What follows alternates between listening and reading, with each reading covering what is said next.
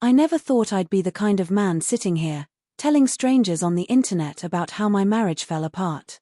But sometimes life hits you in ways you can't keep bottled up, and you either break or you share your story, hoping it helps someone else. I was married to my wife, Sarah, for 8 years. We weren't perfect, but I thought we were solid.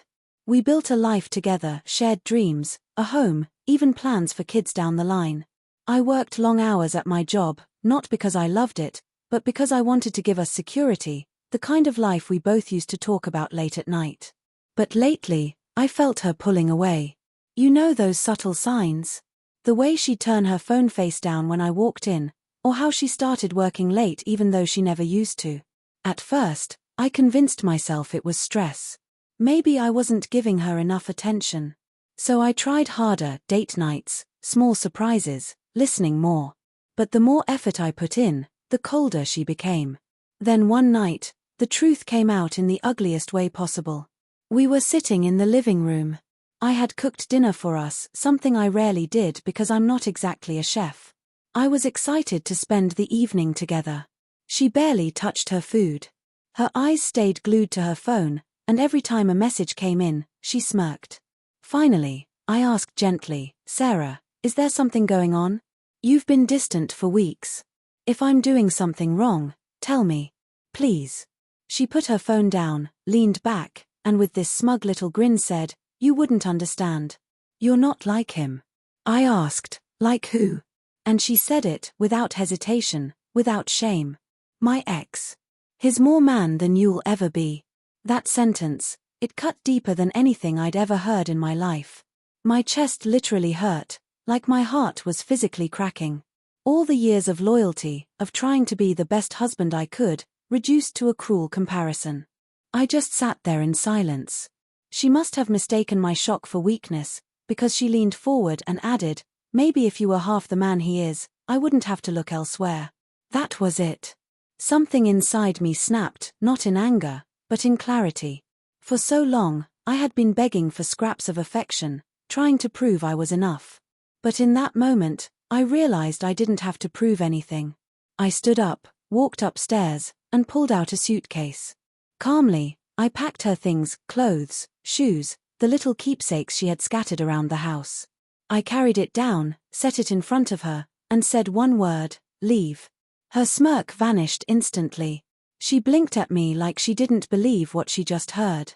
"What do you mean, leave?" she asked, her voice trembling now.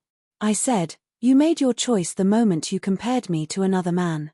You can go be with him. My home, my heart, my life, they're no longer yours." She panicked. Suddenly, the arrogance disappeared. She started crying, grabbing at my arm. "I didn't mean it like that. I was just angry. Please, don't do this. I love you." But the thing about love is, it doesn't survive on words alone. Love is respect. Love is loyalty. And she had shattered both. I'll admit, a part of me wanted to give in, to believe her tears, because walking away from 8 years isn't easy. But then I remembered her smirk. That cruel, satisfied grin when she thought she had the upper hand.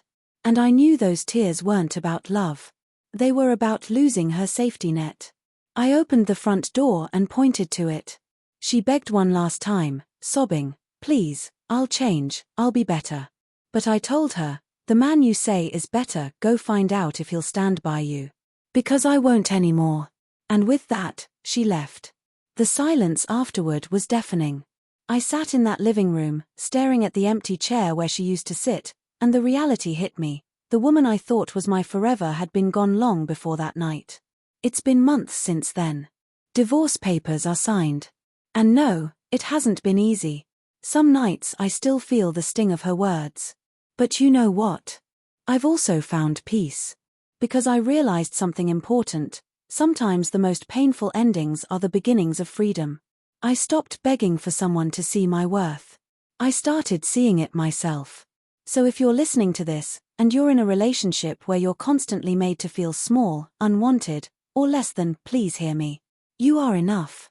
Don't wait for someone else to validate that. Don't waste years trying to convince someone to love you the right way. When someone shows you their true colors, believe them. And don't be afraid to hand them their suitcase and say, leave. Because sometimes, the greatest strength isn't holding on, it's letting go.